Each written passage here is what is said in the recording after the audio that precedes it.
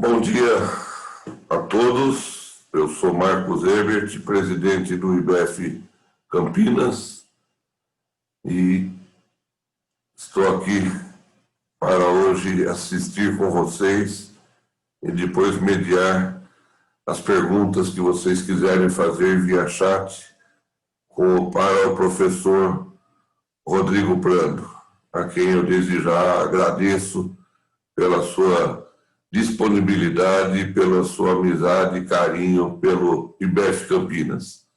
Muito obrigado, professor. Muito obrigado. Esses eventos online têm sido muito interessantes para nós e eles ficam todos gravados no nosso site, assim como há conteúdos que estão nos nossos sites, oriundos de doações de patrocinadores, de empresas interessadas em disseminar conhecimento. Então, se você for lá no site do IBF Campinas, você vai encontrar, com certeza, um material muito interessante que vai também te ajudar a enfrentar esse tempo de pandemia e de afastamento que cada vez está diminuindo menos. Mas o site do IBF tem matérias abertas a toda a população e também abertos apenas aos nossos associados. É um material muito bom que foi cedido pela PwC Brasil e pela Deloitte, também Brasil. Esse material está lá disponível para consulta sobre como os CFOs estão agindo em época de pandemia. Não posso deixar de agradecer ao Flávio e à Giovana, que deram todo o suporte para que esse evento aconteça. Agradecer aos nossos patrocinadores, a PwC Brasil, a Unimed Campinas, a Deloitte.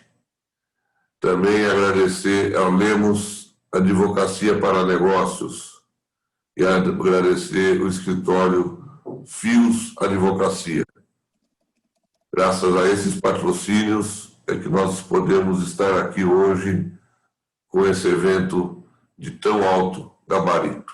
Through Connection, we work collaboratively to achieve greater impact for the clients Deloitte serves, the people we develop, and the communities where we live and work. And that won't change. Because while every industrial revolution has been marked by technological advancement, human skills will always be valued.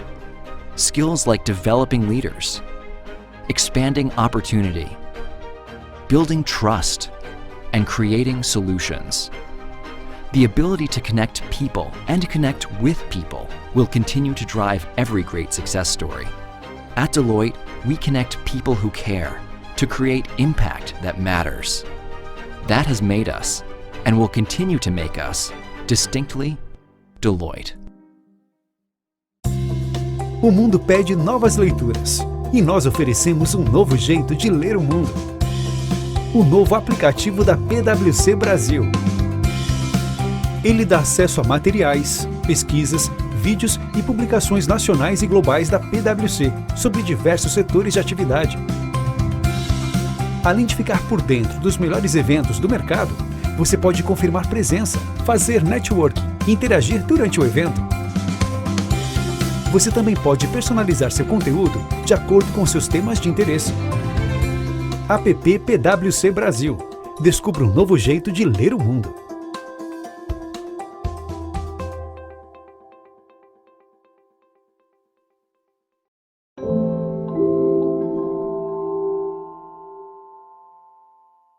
A Unimed Campinas existe para cuidar de você. Em 50 anos, passamos por muitos desafios e vamos passar por mais este. Estaremos juntos. Tenha certeza que com toda a nossa estrutura e tamanho, estamos preparados e prontos para te atender.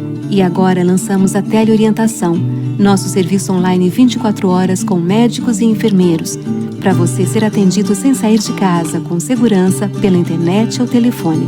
Unimed Campinas. Nosso plano é cuidar de você. De 1978 para cá, muita coisa mudou. E com o Lemos não poderia ser diferente.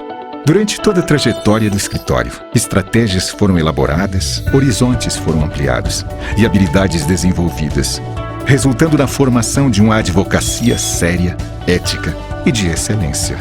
Tudo conquistado graças a uma equipe de profissionais altamente capacitada e uma liderança participativa, sem contar a prática de uma advocacia atualizada e que atende diversas áreas jurídicas.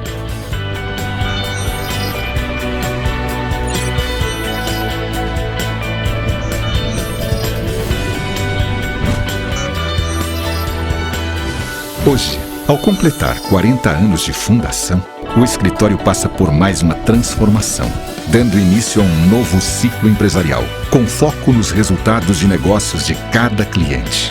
Lemos 40 anos. Uma história irretocável. Um futuro de bons negócios.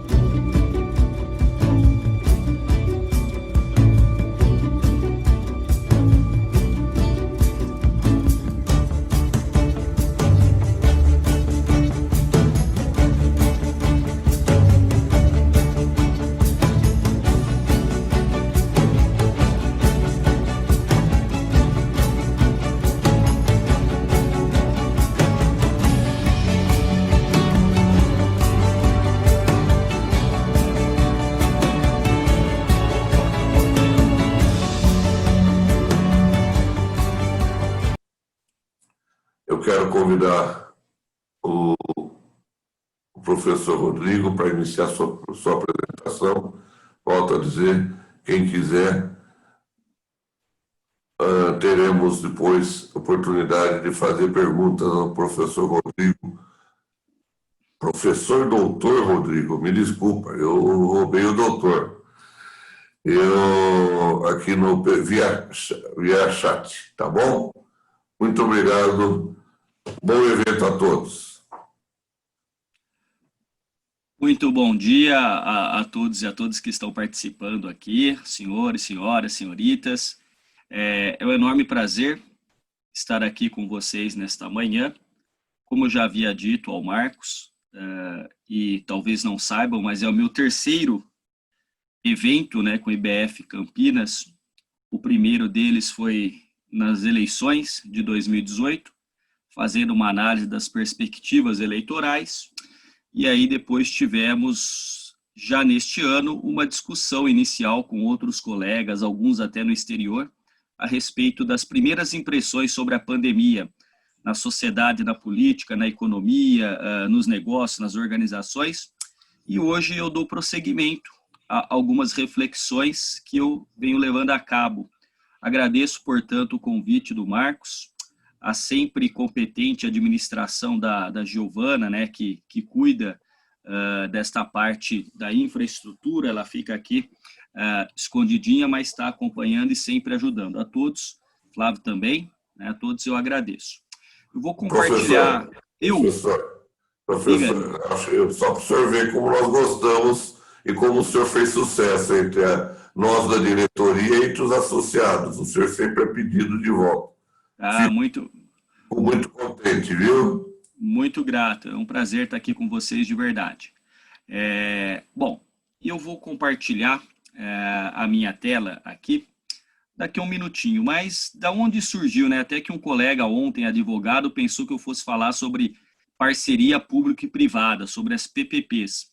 Mas o título de um livro que eu estou escrevendo é realmente PPP, Pandemia, Política e Ponderações. Então eu pretendo, na medida do possível, ser breve na exposição do conteúdo em duas partes, política, pandemia, e depois algumas ponderações que são crônicas, que fazem parte de um livro que eu espero, tão logo passar essa pandemia, publicar. Então eu vou aqui compartilhar com vocês. A todos os que chegaram, muito bom dia, os que estão chegando, é um prazer enorme tê-los aqui. Alguns eu estou vendo foto e tudo mais, né? Todos estão com as câmeras fechadas para não sobrecarregar, mas sintam-se distantes, mas cordialmente abraçados. Vamos lá. Então, como eu disse há pouco, né, a intenção aqui é problematizar com algumas características políticas e sociológicas o fato de estarmos todos, em maior ou menor grau, atingidos pela pandemia, e depois algumas ponderações.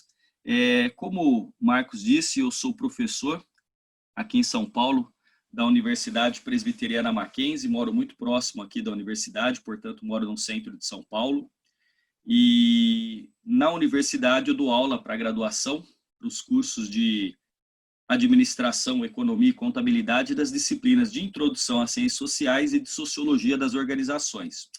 A minha formação deu-se toda na Unesp de Araraquara, no interior do estado de São Paulo, onde eu fiz a graduação, bacharelado e licenciatura em ciências sociais, fiz o mestrado e o doutorado em sociologia. E a minha cidade, né, sou natural da cidade de São Carlos e estudava em Araraquara. Então eu ia e voltava para Araraquara todos os dias para estudar lá na Unesp, né? E estou aqui em São Paulo morando desde 2005, quando vim trabalhar no Mackenzie, na Universidade Presbiteriana Mackenzie. Então, da onde que surgiu a ideia, no fundo, né, do que está por trás dessa minha apresentação de hoje, né? Então, primeiro, óbvio, a pandemia, né? A pandemia, ela nos praticamente colocou todos com a vida cotidiana suspensa. Para a sociologia, é fundamental entender as relações que os indivíduos, os grupos e até mesmo as classes sociais têm entre si. E, para isso, a gente tem uma vida cotidiana. Essa vida cotidiana, sociologicamente definindo, é uma vida cuja repetição se dá. Então, nós temos os hábitos que se tornam arraigados na vida de cada um. Então, tanto a minha vida cotidiana como a de vocês tinha uma agenda, não é? Nós temos eventos que são praticamente diários, semanais, e aí, dentro disso, de acordo com o que estudamos, com o que trabalhamos, né, e de acordo com a família, essa agenda ela é readequada.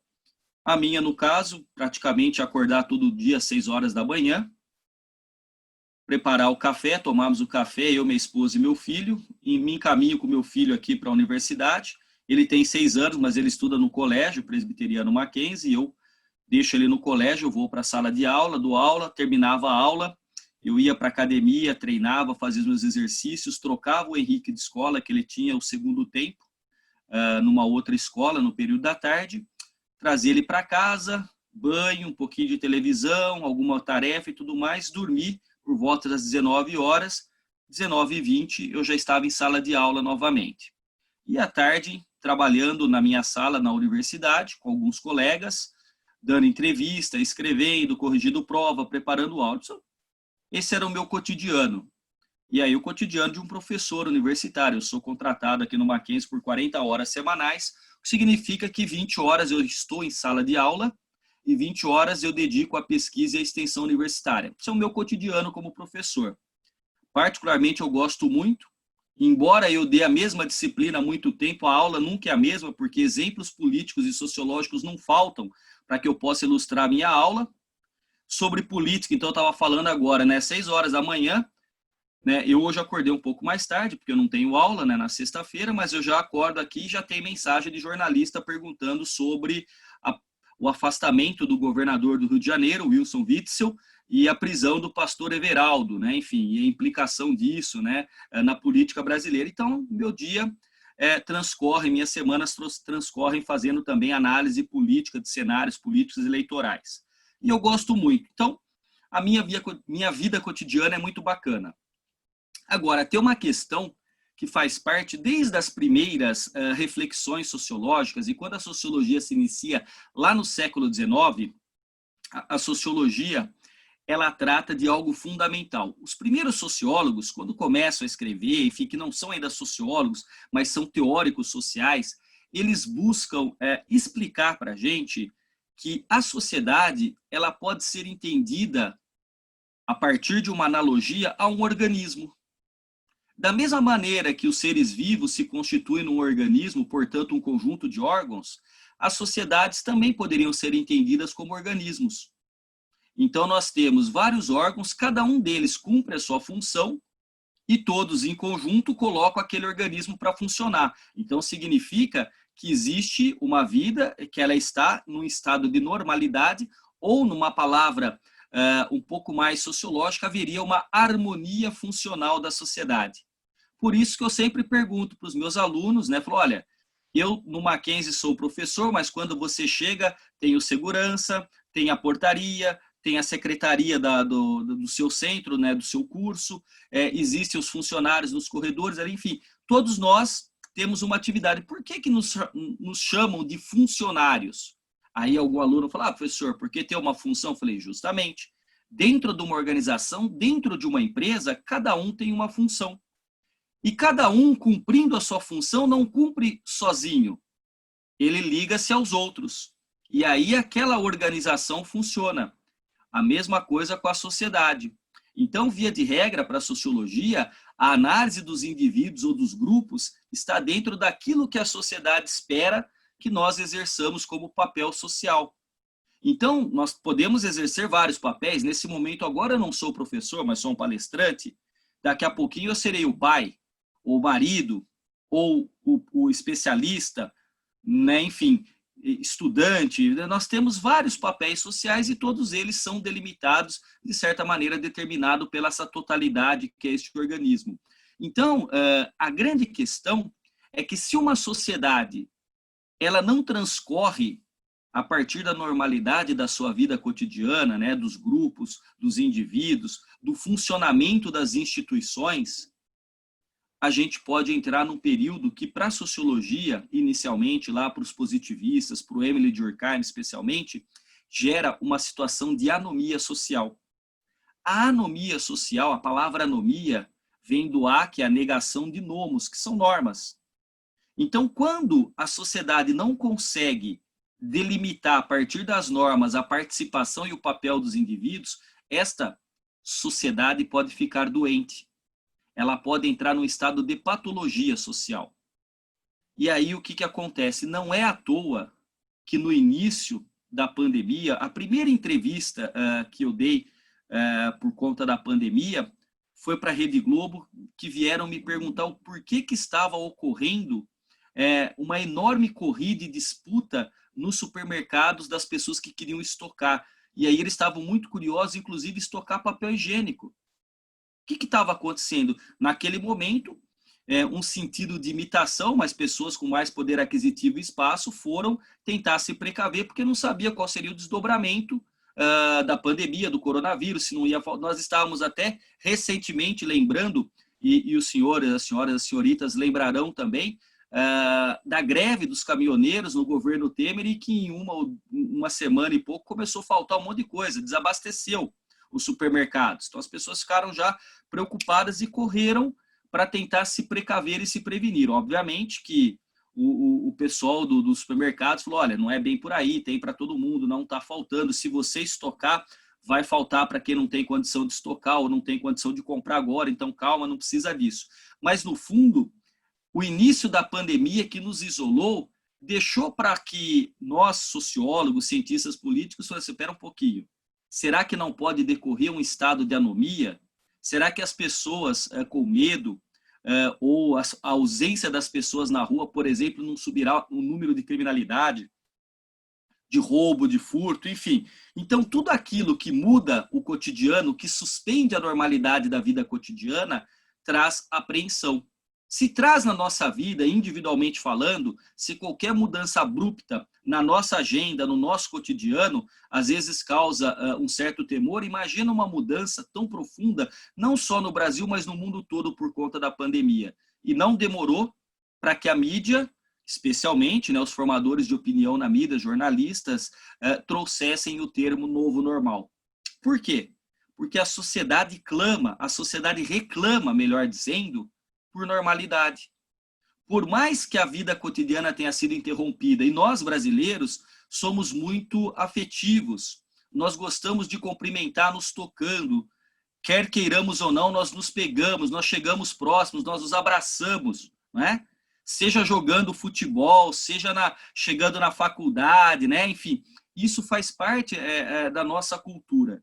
E todos, de repente, tivemos que nos adaptar a algo absolutamente contrário aos princípios da sociedade, que é o fato de sermos gregários. A sociedade nos coloca em grupo, então nós tivemos que nos afastar, porque o grupo é o elemento disseminador do coronavírus, da Covid-19. Então nós primeiro tivemos que nos afastar, e além disso nós tivemos que romper alguns hábitos culturalmente arraigados, como por exemplo a abraçada, um aperto de mão. E eu me lembro que nos primeiros dias da pandemia eu vi algum colega, né, todos meio já ia dar a mão, alguns tiravam a mão, ou aí depois que eu falei, é verdade, ele tem razão, eu não tenho que ir lá e dar a mão ou abraçar. E aí quando vinha, aí eu de longe cumprimentava e via alguém e me abraçava. Bom, isso faz parte da cultura, não tem jeito. Então, daqui a pouco a gente precisou usar máscara e tudo mais. A partir de um determinado momento, nós percebemos que a coisa era muito séria. E o impacto desse vírus invisível, não é? O impacto disso seria enorme, não apenas para a saúde, não apenas para os indivíduos que se infectariam e poderiam evoluir para as formas mais graves, mas também seria um impacto terrível para a própria sociedade, no Brasil e no mundo. Então, de repente, nós vimos a face da velocidade daquilo que já convencionamos chamar de globalização, daquilo que nos permite, por exemplo, agora, conversarmos, fazermos uma atividade aqui, por uma plataforma online, mas a rapidez com que o vírus saiu de Wuhan, na China, e chegou no mundo todo. A partir de um determinado momento, nós começamos a normalizar o anormal. E é um artigo que eu escrevi, foi publicado esta semana, no blog do Fausto Macedo, no Estadão, no jornal Estado de São Paulo, porque a maioria começou a pensar o seguinte: não é possível que com esta quantidade de mortos que nós teremos e que já temos, então ontem à noite eu já vi que passava de 118 mil mortos, a gente considere isso normal. Isso não é normal. Tanto não é que o Brasil é o segundo colocado do mundo com o número de mortes. Países com a mesma dimensão ou com características muito próximas conseguiram, com muito mais êxito, não chegar a essa escalada de contaminados e de mortos. Só que aí eu comecei a refletir sociologicamente por que a sociedade brasileira praticamente se encontra anestesiada, num estado de torpor cognitivo. Por quê?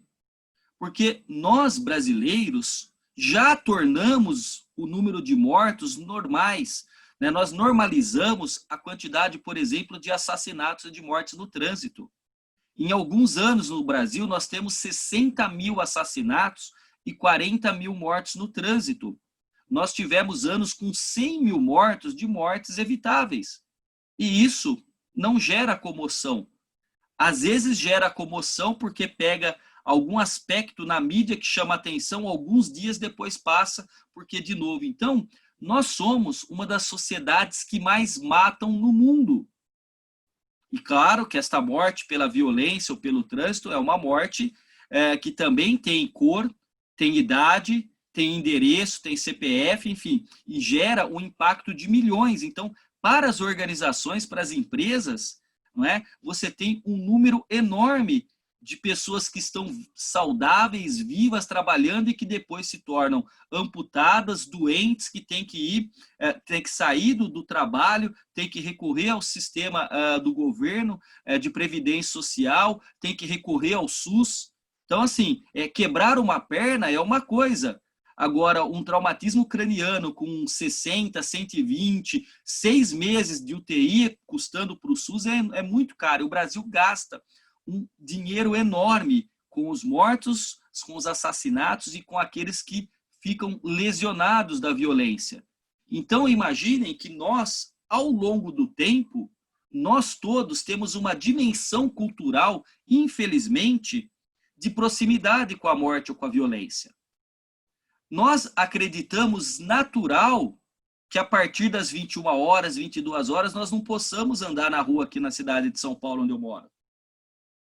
Nós não podemos ir ao centro de São Paulo à noite e sentar na calçada próximo do Teatro Municipal, tomarmos um vinho, conversarmos, bater papo, porque a gente sabe que a gente está em risco, é arriscado. Não é a mesma coisa que você está em outro país, ou se, por exemplo, você está na Europa, uma cidade que eu pretendo ir morar logo quando me aposentar, que é a cidade de Salamanca, na Espanha, em que você fica sentado ali na praça, tomando seu vinho, comendo seu presunto cru, um pãozinho e tudo mais, e conversando, e até às 3 da manhã tudo tranquilo. As pessoas voltam para casa falando ao celular, sem medo de tomar um tiro para perder o celular, ou a carteira, ou o relógio. No Brasil, nós naturalizamos aquilo que não é aceitável. Nós convivemos com índices de mortalidade que são de guerra. Eu fiz uma vez uma estatística, é mais perigoso andar no centro de São Paulo em qualquer dia de paz do que andar no Iraque com a guerra do Iraque em andamento. Morre muito mais brasileiro do que iraquiano e soldados americanos durante a guerra do Iraque. Então isso não é aceitável, mas nós fizemos o quê? Nós normalizamos o anormal. Então alguém fala, mas por que a sociedade não está em erupção, não está convulsionada por conta do número de mortes e tudo mais? Porque nós nos habituamos à morte. Infelizmente, a dimensão cultural é aquela de que nós praticamente entendemos como normal essa quantidade de vidas perdidas todos os anos. A pandemia entrou na conta. Nós normalizamos, nós achamos que tudo bem. A gente fica sentido quando é um amigo, quando é um parente, mas daqui a pouco a maioria supera e toca a vida. E, obviamente, isso tem a dimensão cultural, que é o comportamento do cidadão e dos líderes políticos. Porque é interessante alguém apontar o dedo para Brasília e reclamar da nossa liderança política, ou do presidente, ou do governador, ou do prefeito, mas se esquecem que o melhor ou o pior político no Brasil, ele chegou lá legitimado pelo voto. Não tem uma horta atrás do Palácio do Planalto em que crescem deputados, senadores, em que cresce presidente da República e aí você colhe e joga no Palácio do Planalto. Todos foram votados. Todos chegaram eleitos pela legitimidade do voto. O que significa que tem um comportamento da nossa cultura e da nossa cultura política muito ligado à incivilidade, à falta de cidadania, ou, em outras palavras, à pouca preocupação com a coletividade. Então, a pandemia, ela, como aqui eu vou colocar no próximo slide, ela simplesmente explicitou algo que já é estrutural. Quando a gente fala da política, qual que é a função primordial e mais nobre da política? A função da política e dos políticos é organizar a vida coletiva. Não há sociedade, não há vida sem política. Mas nós nos habituamos, nos últimos anos, a condenar a política e todos os políticos como se o problema fossem os políticos e a política e não a sociedade de onde deriva essa política. Então eu adoro apontar o dedo para alguém que é acusado de corrupção, mas me sinto confortável, fraudando o meu imposto de renda, estacionando em fila dupla, eu me sinto absolutamente confortável furando fila, falsificando a carteirinha para conseguir entrar num espetáculo como se eu fosse estudante. Então, no fundo, a grande corrupção é realmente diferente das pequenas corrupções, mas no limite cria um caldo de cultura em que a política acaba sendo contaminada como se o problema fosse só dos políticos e não daquele que simplesmente acha que votou e acabou. Vale ressaltar que o voto é importante. Teremos eleições municipais. Agora, o voto é uma parte do processo. Acompanhar e cobrar e buscar entender quem está ali te representando também faz parte da democracia e da cidadania. O que acontece é que no Brasil também a representação política, independente da... Ah, mas são 513 deputados e 81 senadores. Vamos cortar pela metade que dá muito custo. Cortar pela metade termina com um elemento que é a representatividade. Vai ficar nas mãos de quem? É muito caro, o político é muito caro, mas é caro por quê? Porque a qualidade do trabalho muitas vezes deixa a desejar. E aí nós temos políticos que não encaram o papel de líder. E aí eu gosto sempre de, em termos políticos e sociológicos, fazer a diferenciação de líder para chefe. Chefe primeiro precisa de cargo. Chefe precisa de nomeação. Quando o chefe manda, os subordinados obedecem via de regra porque tem medo. O líder, ele tem qualidades pessoais que são qualidades intelectuais, qualidades técnicas, qualidades políticas e qualidades morais. O líder não simplesmente manda.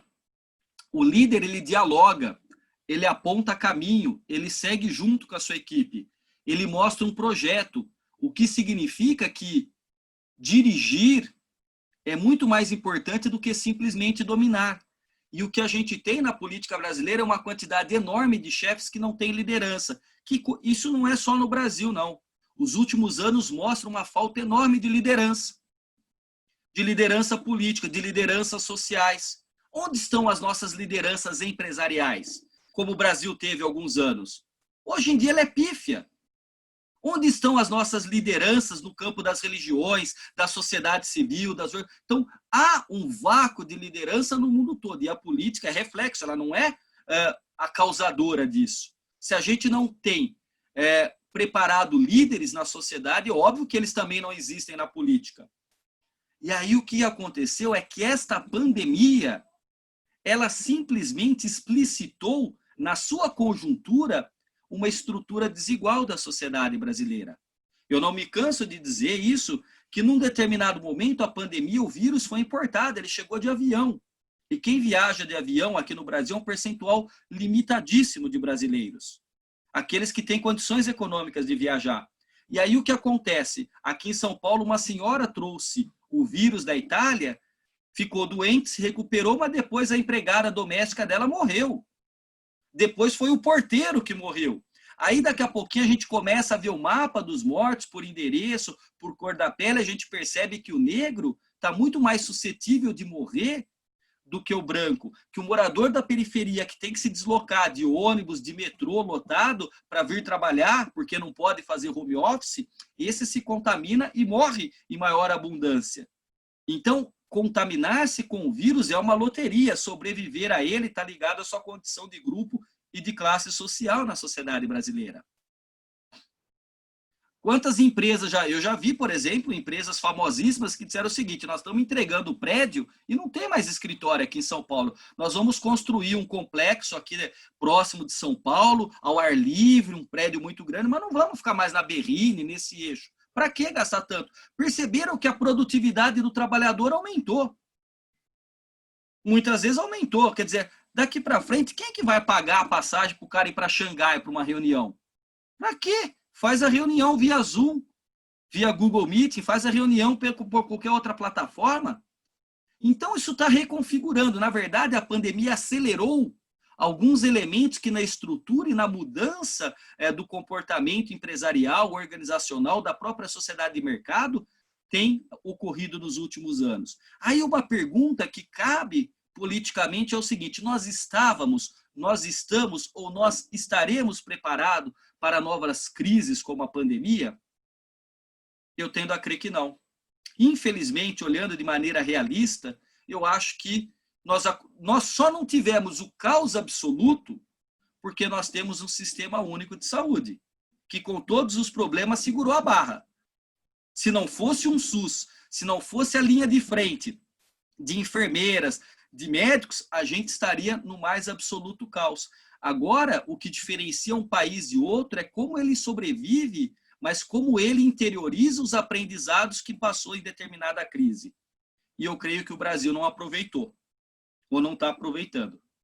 Porque não nos enganemos, tá? A pandemia que aparecia aí como algo possível se concretizou. Os eventos climáticos extremos por conta do aquecimento global, que há anos estão falando, vai acontecer. Eu não sei se daqui a 10, 15, 20, 30, 50 anos, mas não vai ser simplesmente uma pandemia em que você ficando em casa, você não se contamina ou mantendo o distanciamento social, porque isso vai contaminar a água, vai ter degelo, vai ter aumento do nível do mar, vai ter mudança, calor extremo, frio extremo, queimadas em grandes áreas. Então, será que nós, na humanidade, ou nós, no Brasil, estamos preparados para as novas crises? E aí, quando eu digo que não, é infelizmente porque a nossa cultura política é muito autoritária. Quem tem poder acha que o poder é só dele. Com isso, falta diálogo, falta projetos para o país. São poucos os políticos que apresentam projetos. A gente está numa política de meme, de lacração, de piadinha, de confronto, mas não numa política de diálogo, de generosidade, de convencimento, de discussão. E isso vem de alguns anos, não é de agora. Isso vem de algumas décadas. Então, o Brasil tem uma cultura política muito autoritária. E aí nós temos atitudes extremamente prejudiciais. Falta, como eu disse, liderança política. Sobra chefe.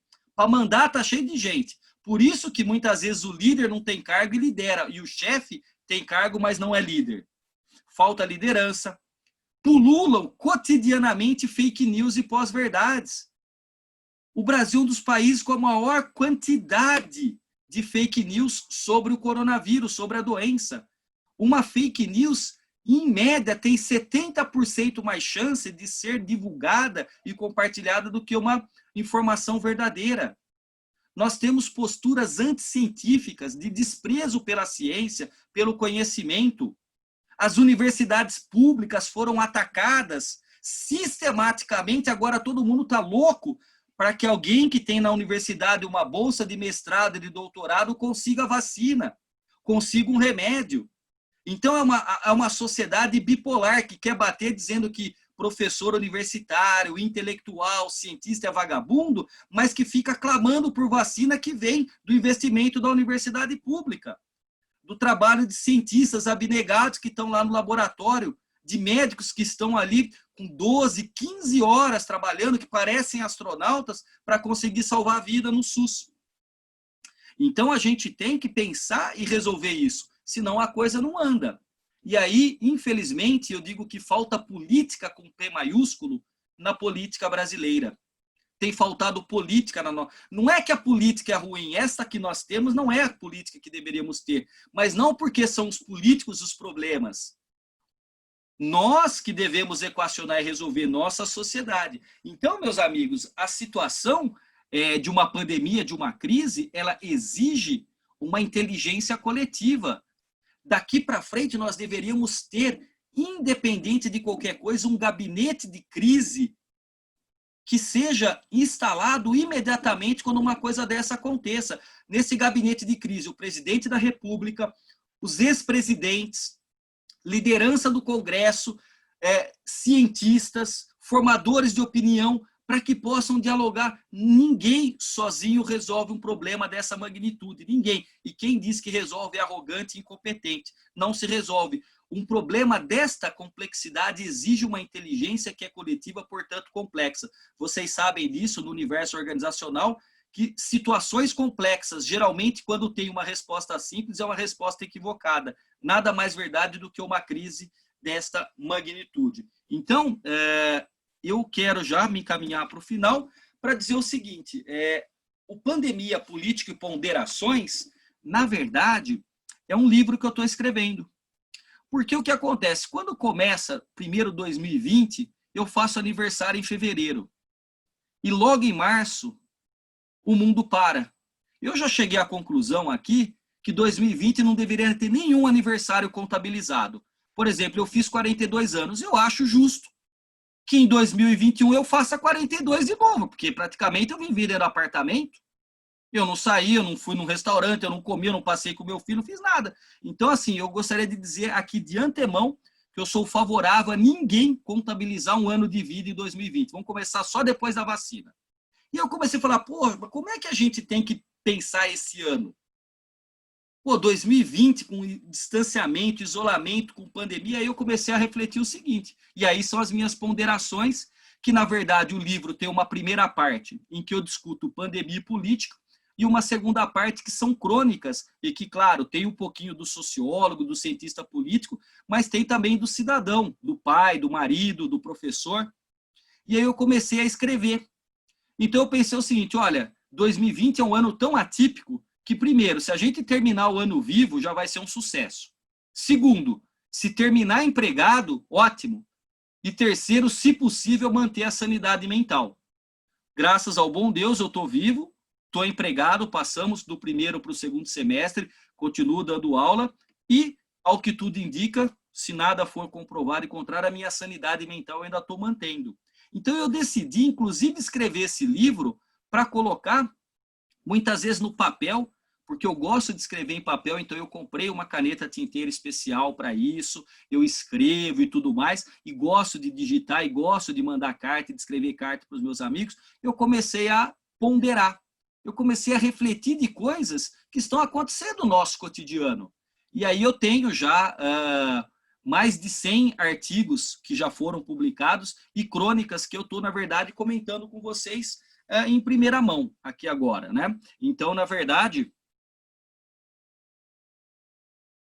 essas crônicas são muito mais ponderações pessoais, mas que eu tento captar um pouco do que eu estou vendo e do que eu estou sentindo. Até para tentar manter a sanidade mental. Primeira crônica que eu escrevi chama-se Livro, Cafés e Vinhos.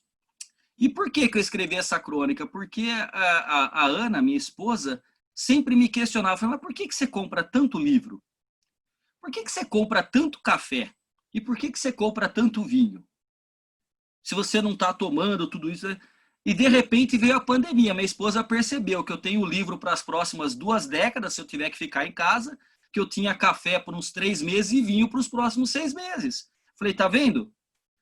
No fundo, tem gente que gasta com muita coisa. Eu gosto de livro, de café e de vinho. Nada, eu também não tenho condição de tomar um vinho, que eu até gostaria, mas eu tomo um vinho mais modesto para o dia a dia. Mas a vida, se não tiver os seus pequenos prazeres... Aquilo que eu gostaria, eu tenho um DVD do Chico Buarque em que aparece ele escrevendo num MacBook gigante, olhando para o Rio de Janeiro, do apartamento dele também gigantesco, uma janela olhando para o mar, enfim. Falei, olha, ter um apartamento desse deve até ser inspirador para compor uma canção, para escrever um livro, olhando o Rio de Janeiro, que é lindo. E eu não tenho essa vista. Quando eu olho da minha janela aqui para o lado, eu vejo um bar que está pichado, vejo uma rua, que São Paulo eu amo São Paulo, mas é uma cidade feia. Então, o que eu gosto de olhar? Eu gosto da minha estante de livros. Eu gosto de sentar aqui na minha biblioteca e de escrever, de dar uma entrevista, de dar minha aula. Aí eu estou dando aula, eu vou aqui para trás, aqui eu ponho a mão e falo, olha, tem este livro que eu quero mostrar para vocês. A vida... sem esses pequenos prazeres, fica insuportável.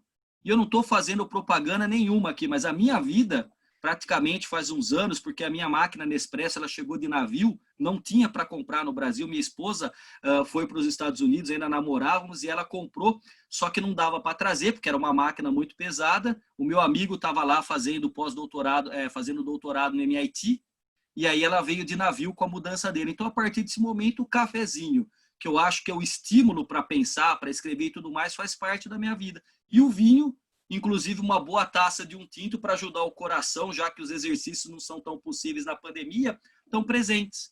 Então, no fundo, a gente tem que escolher e eleger algumas coisas que nos trazem prazer. Eu que tive eu até brinco com os meus alunos, né? Eu passei metade da minha vida como pobre, eu tenho já mais uns 10, 15 anos como classe média, eu espero que na velhice eu conheça a outra parte da sociedade que é ser rico. Eu acho que não, porque o que eu escolhi não vai me dar dinheiro. Mas hoje os meus livros são motivo de orgulho, porque cada um deles tem uma história e eu sei o quanto foi difícil de comprar. O primeiro livro que eu comprei foi com a primeira bolsa. Eu ia fazer uma pesquisa para uma professora minha, já falecida, e eu fiquei num arquivo copiando documento do século XIX, de máscara, com luva e tudo mais, que foi, eu ganhei R$220. Com esses R$220, eu dei 100 para minha mãe, com R$120 eu comprei 3 livros. Foi os primeiros 3 livros da minha biblioteca. Então é aquilo que eu tenho prazer, aquilo que faz sentido para a minha vida. Ah, mas você leu tudo? Não, claro, mas está ali, eu vou ler em algum momento. A maioria eu já li. Então a gente tem que buscar pequenos prazeres, senão esta vida, com ou sem pandemia, fica insuportável. Este é o consumo com sentido, não o consumismo sem sentido, e eu acho que o consumismo sem sentido começa a ter as suas bases, os seus alicerces corroídos pela pandemia. Porque eu não sei vocês, mas eu em home office tenho usado umas camisetas Hering praticamente todos os dias, eu vou trocando e vou lavando, e quando muito eu tenho algum evento, eu coloco uma camisa social, um paletó, uma gravata para dar uma entrevista, alguma coisa ao vivo. Tirando isso, o que eu consumi? Nenhuma gravata, nenhum paletó, quase não usei perfume, enfim. Então a vida muda, se simplifica. E aí, pequenas coisas nos trazem prazer. Outra coisa que me chamou muita atenção, e foi uma crônica que eu, na verdade, eu fui escrever porque eu fiquei arrasado. Porque desde os meus 15 anos, 16 anos, eu decidi que eu queria ser professor. E aí tem uma foto minha na sala, aqui no Mackenzie, com os meus alunos. Eu me realizo na sala de aula, eu tenho um enorme prazer por ser professor. Eu acho lindo educar e ensinar. E do lado está o meu filho, o Henrique. Imaginem vocês que eu me considero um professor relativamente bom, porque eu gosto do que eu faço, sou bem-sucedido na minha atividade, enfim, escrevo, dou aula, enfim, eu gosto do que eu faço. E aí eu me tornei pai. O Henrique tem 6 anos de idade. E não é que na pandemia eu tive que ser o pai e professor do Henrique. E o Henrique quer dizer, eu já fiz pirâmide do Egito, eu já fiz espada, eu já fiz submarino. A semana passada eu fiz boitatá com massinha. A gente está agora discutindo o que de queijo, então nós tivemos que fazer a lição e ele tem que fazer a letra cursiva do que.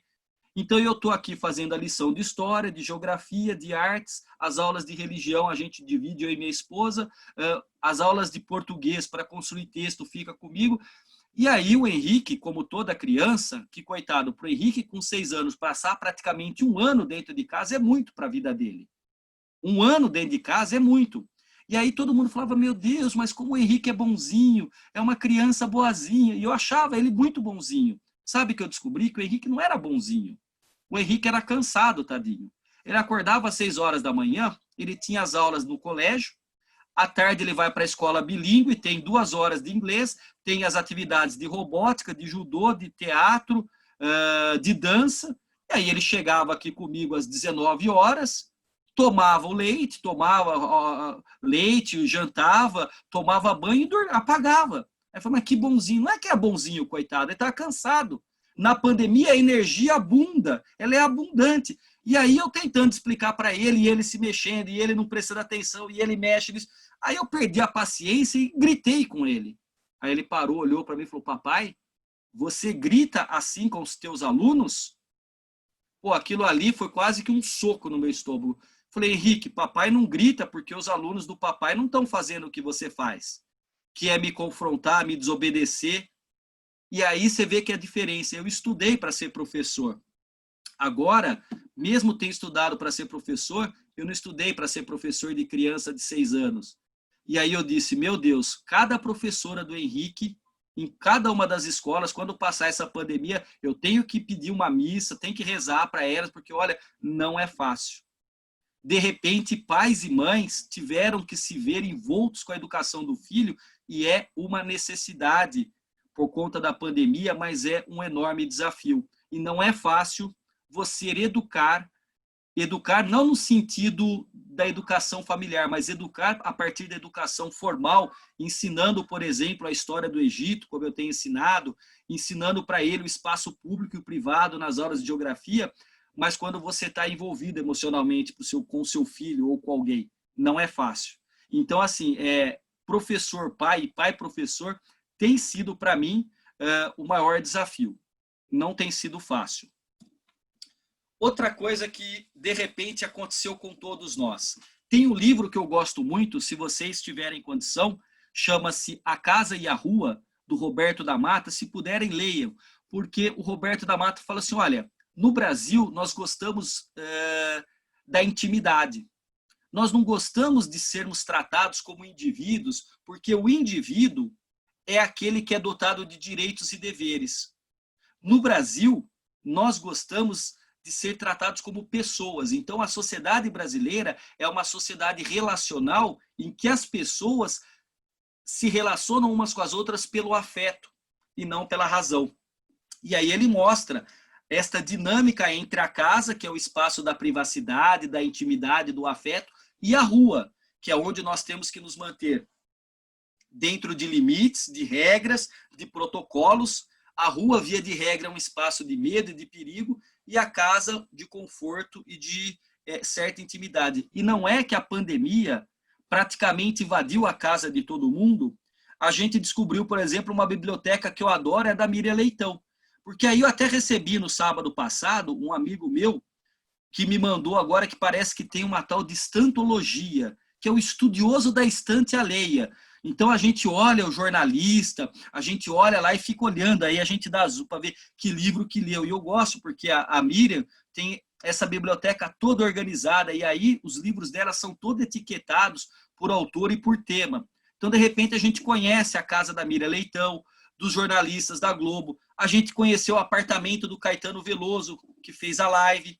Então, a vida começou a ter tanta live, eu mesmo devo ter feito umas 20 lives com advogado, com psicólogo, com economista, com engenheiro, com administrador, aqui com vocês. E é um barato, porque de repente a gente está interagindo da casa da gente e, óbvio, abrindo um espaço da nossa intimidade. De repente, nós tivemos uma coisa que alguns professores falaram assim: poxa, está muito chato dar aula, porque os alunos não abrem as suas câmeras nem os microfones. A gente está dando aula, o aluno pergunta pelo chat.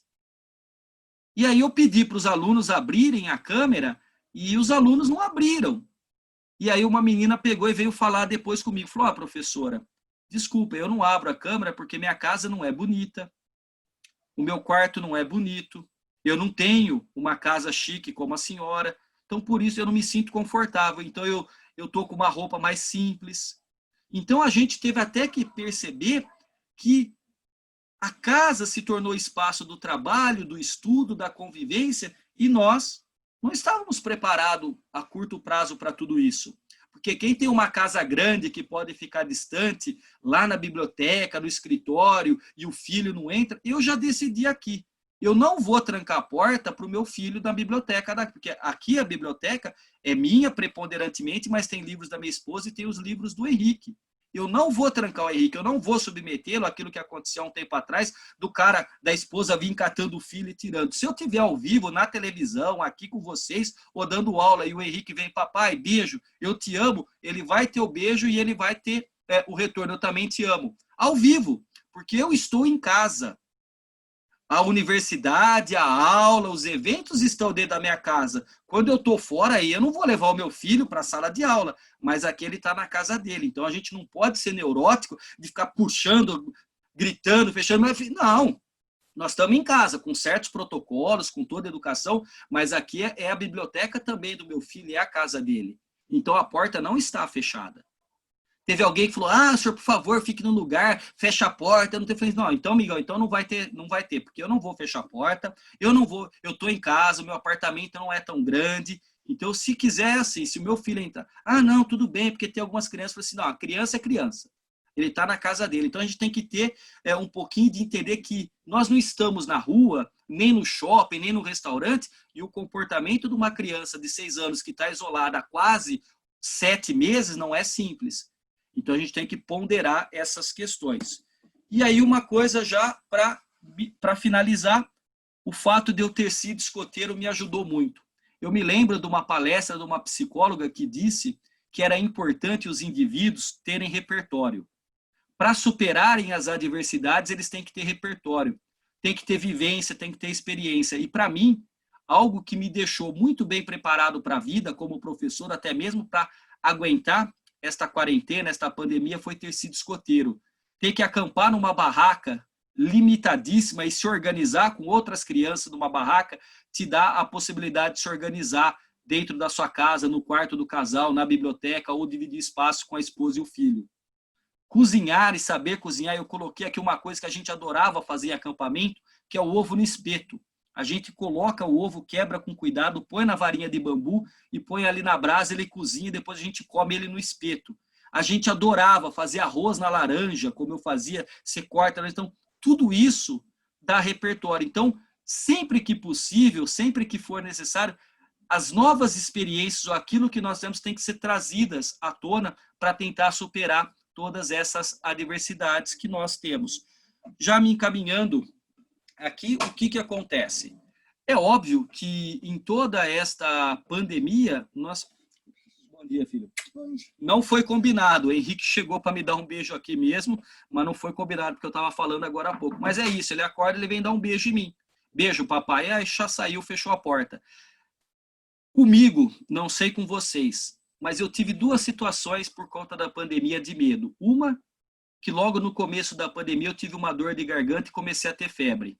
Eu já me isolei aqui na biblioteca, aqui do lado tem uma cama, e vim dormir aqui, eu fiquei com medo. Falei, poxa, eu posso estar contaminado e contaminar minha esposa. Foi um medo que eu senti enorme. E depois, eu estava assistindo televisão e aí um dos especialistas disse que a gente poderia, em maior ou menor grau, estender esse distanciamento social e isolamento até 2022, por conta do tempo de uma vacina.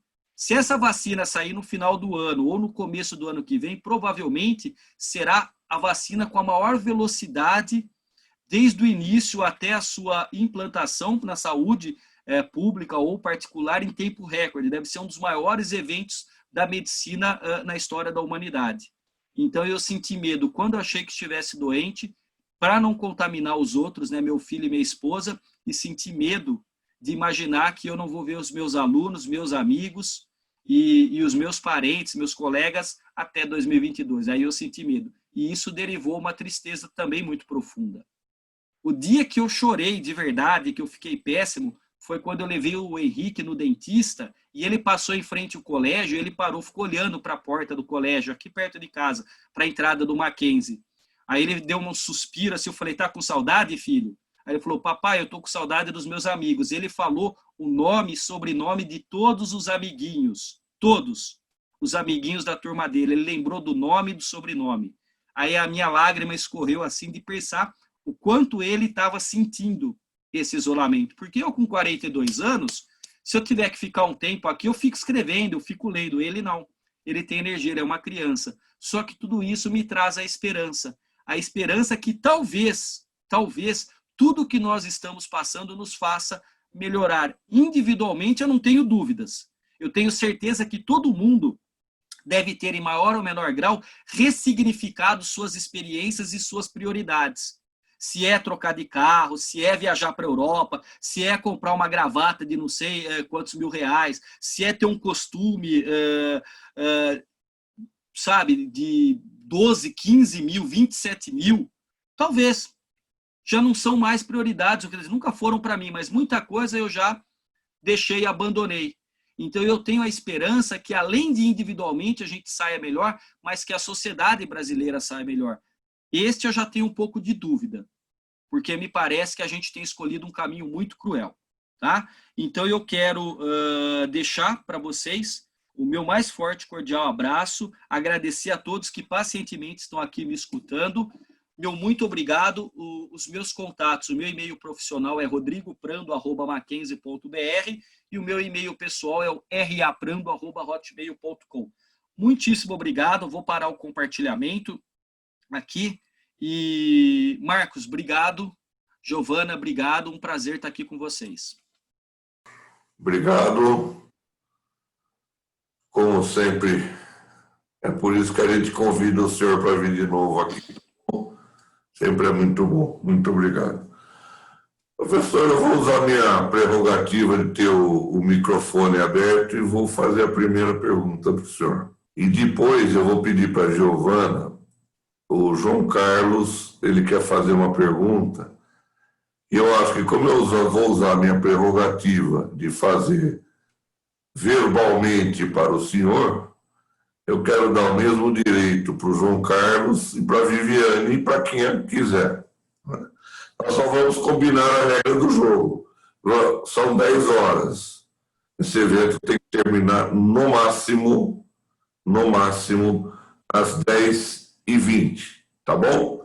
Então vamos combinar assim com todos, e é uma regra clara, e eu acho que todo mundo, então, é só mandar no chat que a gente abre o microfone. Professor, a minha pergunta é, eu tenho que falar de um contexto rapidinho. Nós estamos num país de 210 milhões de habitantes. Os dados do IBGE de ontem, foi noticiado ontem, entre 210 e 215. Absolutamente heterogêneo. Quer dizer, eu me lembro recentemente, eu me reuni com todos os meus funcionários e estavam falando com eles e quis fazer uma pesquisa. Perguntei quem é o prefeito de Campinas. 80% respondeu. Quem é o governador do estado de São Paulo? 40%. Quem é o presidente do Brasil? Menos gente ficou, menos gente sabia, mas alguns sabiam, e mais uns 20%, no máximo 30%. Quando a gente fala em assistir noticiário, em ler jornal, além de não ser acessível a todos, porque quem tem televisão, às vezes está dentro do ônibus voltando para casa, para no dia seguinte sair muito cedo para chegar no horário no serviço. Então nós temos uma absoluta heterogeneidade de instrução, de informação útil. E temos, obviamente, uma vontade tremenda de fake news, né, de usar o WhatsApp para soltar fofoca e fake news. O senhor acha que isso dá para a gente ter esperança no Brasil? Essa é a pergunta cuja resposta vale 1 milhão, né? Marcos, por dever de ofício, eu tenho que ter esperança, que eu sou um professor. Eu não posso, na minha perspectiva, ser um professor sem esperança. Agora, eu sou realista. Entre uma mera esperança e um otimismo sem sentido, eu prefiro ficar no realismo. E para isso, a gente tem que levar em consideração que nós precisamos de muita coisa. Nós precisamos de educação de qualidade, nós precisamos de comprometimento, e não é apenas comprometimento por parte da esfera governamental. A gente precisa de comprometimento individual e coletivo dentro da família, com a educação. Nós estamos vivendo um período de dificuldades enormes, porque, como você bem coloca, no grupo do WhatsApp, ou na fake news, ou na fofoca, ou no boato, ele é disseminado, e na maioria das vezes a gente repassa porque vem de um grupo que sociologicamente tem confiança, então são amigos, são parentes e tudo mais. Então, assim, a gente está, politicamente falando, num cenário muito ruim, porque a gente tem pouca leitura, pouca disposição para leitura, pouca capacidade crítica, e isso é um espaço absolutamente fértil para todo tipo de populismo, a direita, a esquerda, né? Então, assim, é uma dificuldade enorme superar isso, mas é possível. Outros países com investimento em educação, você que está no universo empresarial, você sabe o quanto que se perde de recursos de investimento pela baixa qualificação do capital humano, da mão de obra, não é? Quer dizer, qualquer trabalhador... Nós perdemos aqui no Brasil para um único país em termos de produtividade da mão de obra, né? Os que são menos produtivos que nós são os venezuelanos. Todos os outros países, os trabalhadores em funções análogas aos dos brasileiros produzem mais. Isso é fruto de uma educação deficitária, é fruto de uma falta de investimento, de uma falta de compromisso, porque também, digamos, tem muita gente que prefere trocar de carro ao investir num curso, ou na educação, ou numa outra língua, para si próprio ou para os filhos. Então, no fundo, Marcos, a educação não é um valor em si na sociedade brasileira. Nunca foi. Muito bem.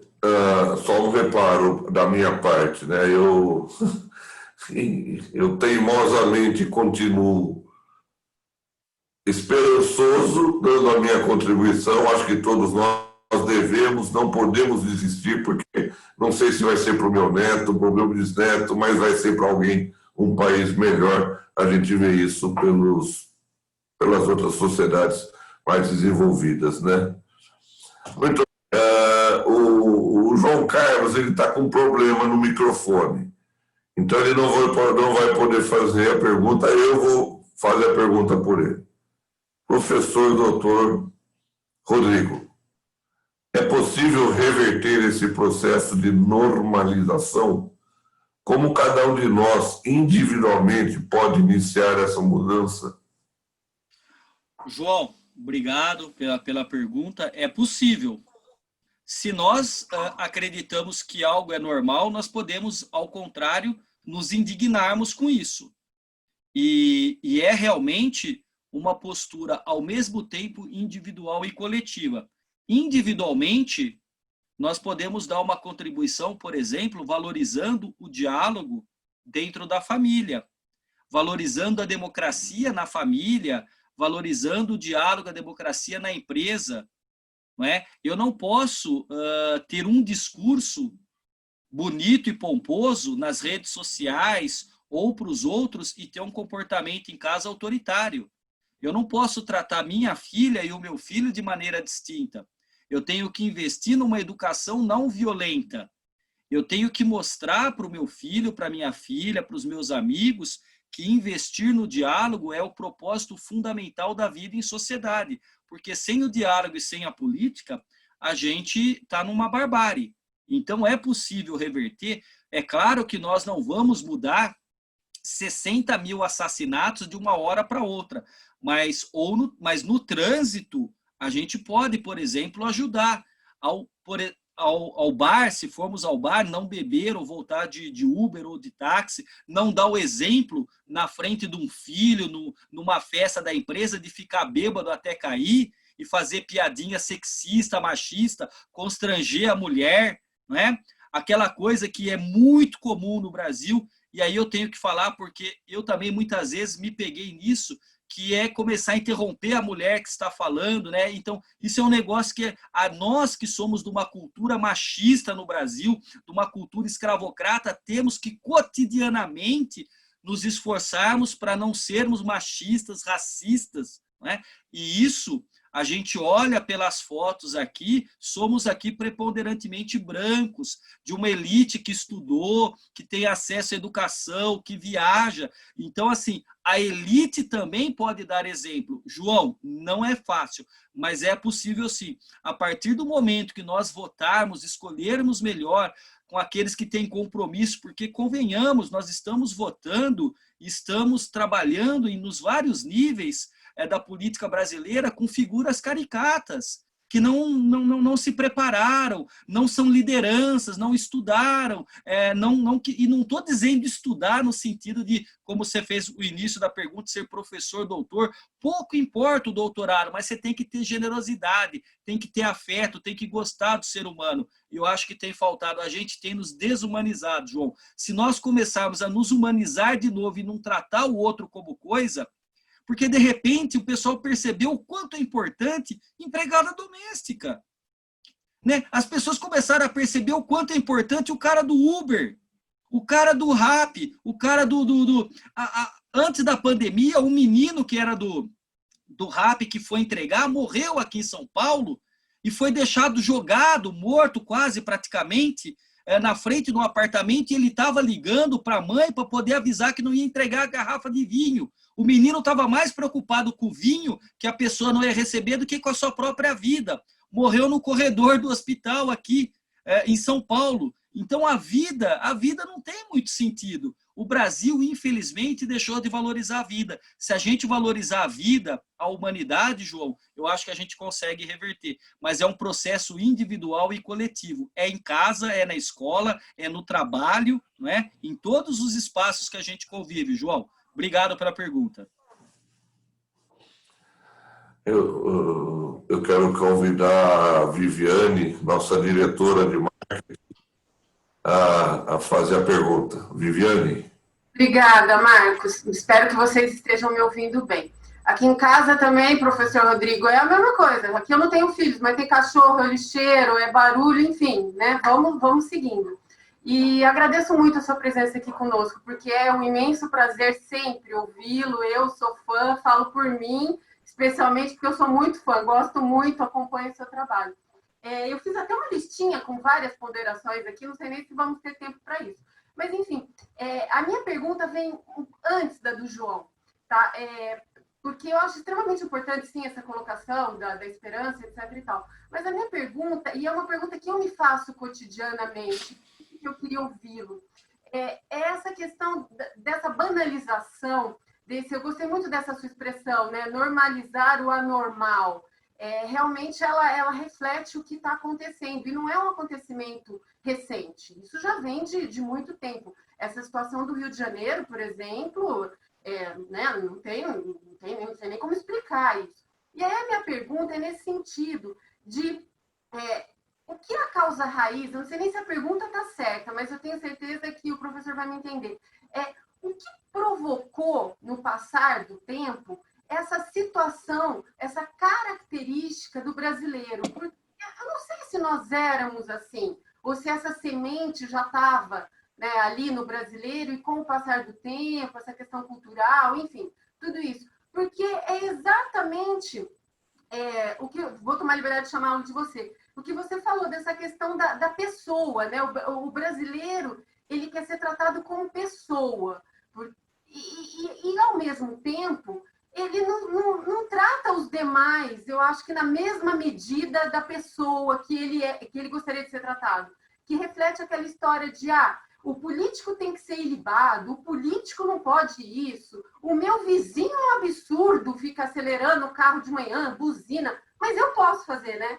Eu posso pagar o dinheirinho para o policial não me multar, eu posso beber e sair dirigindo, eu posso, e o outro não. Então, assim, a minha indignação enquanto pessoa e cidadã é saber o porquê, né? Deve existir alguma coisa, imagino que muitos já tenham se debruçado no estudo disso, mas o que aconteceu com a gente para a gente chegar nesse ponto? O senhor consegue me ajudar?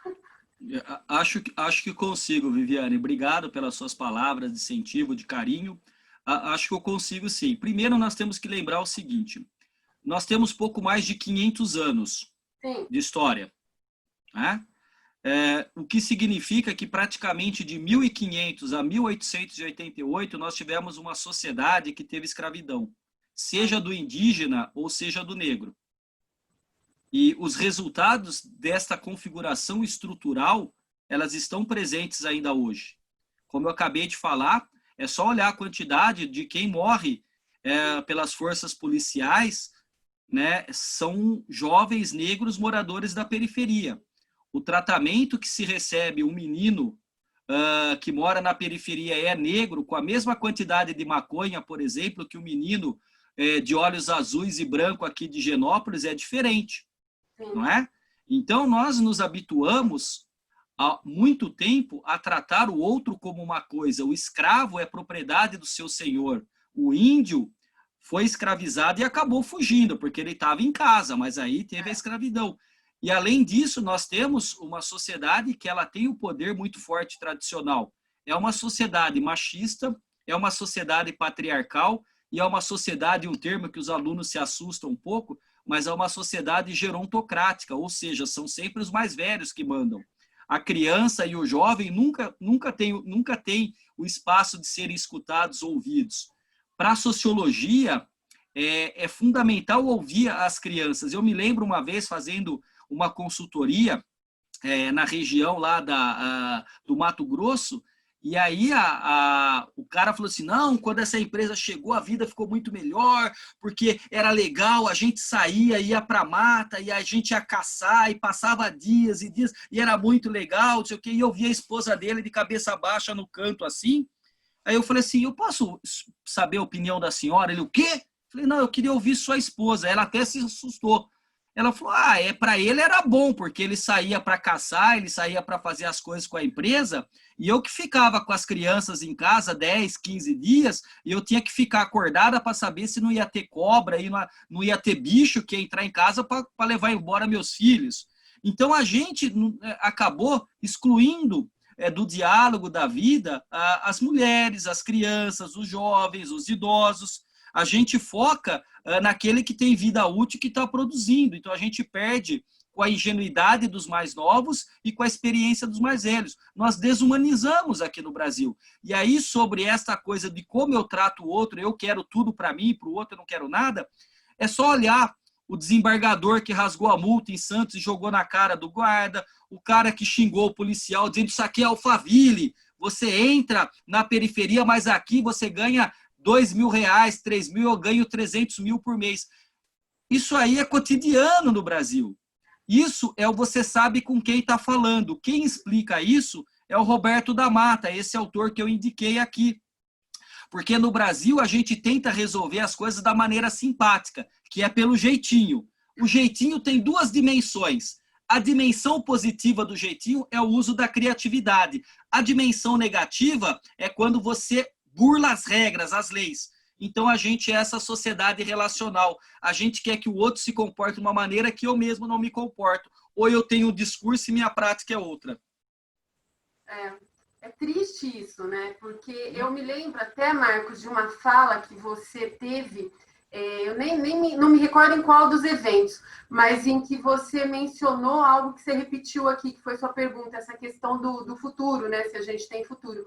E o Marcos tinha colocado um dia, ele falou assim, gente, eu já tenho não sei quantos anos e desde que eu conheço por gente, eu ouço, não, o Brasil é o país do futuro. Ele falou, e agora eu fico em dúvida se nós vamos chegar nesse futuro. Você se recorda disso, Marcos?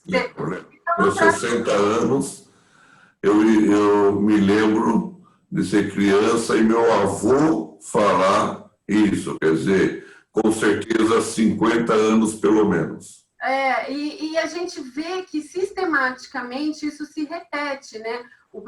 Eu não sei se a população como um todo, mas eu diria que uma grande parte, ela realmente se habituou com essa questão do banal, de você achar normal, e com a desesperança. E eu acho que quando a gente se acostuma com a desesperança, é muito perigoso, né? Porque não faz mais sentido, a vida perde o sentido. Não sei, eu tenho essa sensação.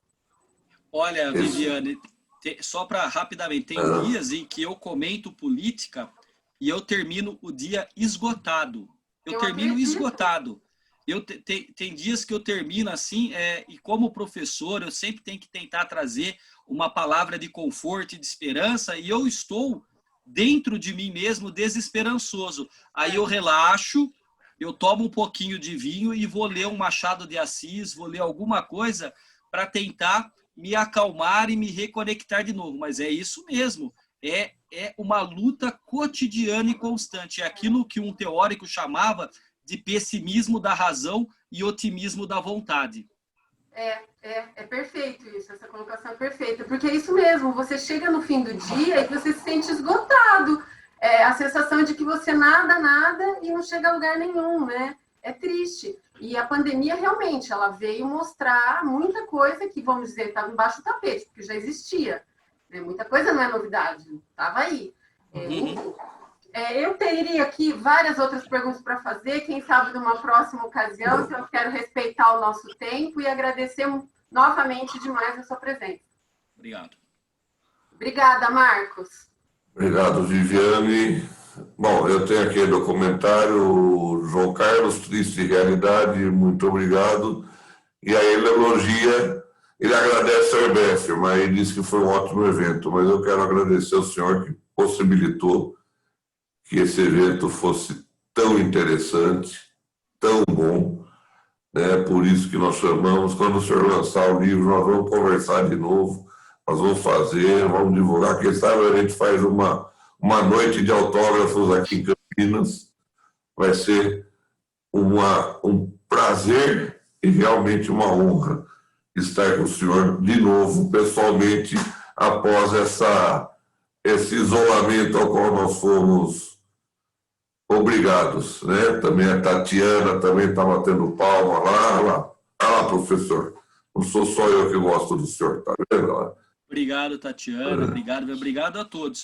Marcos, o livro, como eu já lhe disse, né, em off, a ideia é, eu já tenho quem faça a capa, né, ele vai ser, tem um artista, né, um um rapaz que é talentosíssimo de São Carlos, vai fazer a capa, o meu editor provavelmente fará a revisão gratuita e eu vou vendê-lo, e todo o dinheiro arrecadado vai ser só para pagar a impressão e revertido em cesta básica, porque eu tenho que agradecer a Deus nessa situação, ter emprego, poder colocar comida na mesa para o meu filho, e muita gente não pode. Então eu quero transformar este livro em algo que as pessoas possam ler, entender um pouco, ou se divertir com alguma das crônicas, mas essencialmente que se torne comida na mesa daqueles que não têm. Muito obrigado, professor. Parabéns. Gosto muito do senhor. Bom, gente, vamos encerrando por aqui. Eu tenho... Não desligue ainda, porque eu tenho um convite a fazer. O IBEF de Campinas, há vários IBEFs no Brasil inteiro. O IBEF de Campinas é o único que está localizado no interior do estado. Os outros são todos em capitais. E o IBEF do Espírito Santo. O IBEF de Campinas iniciou uma prática. Com essa questão do isolamento, eventos via Zoom, a gente começou a convidar gente do Brasil inteiro. E o IBEF do Espírito Santo está convidando os nossos associados para o meeting, o CFO Meeting de amanhã. Um evento muito, muito interessante. Eu já me inscrevi. Vale a pena, haverá deputados, vamos falar de reforma tributária, alguns deputados sérios envolvidos, tem alguns poucos deputados que a gente pode dizer que é sério, né?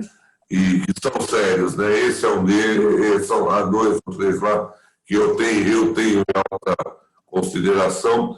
Então, a Giovana está colocando aqui o link para inscrição. Se inscreva, CFO Meeting IBEF Espírito Santo.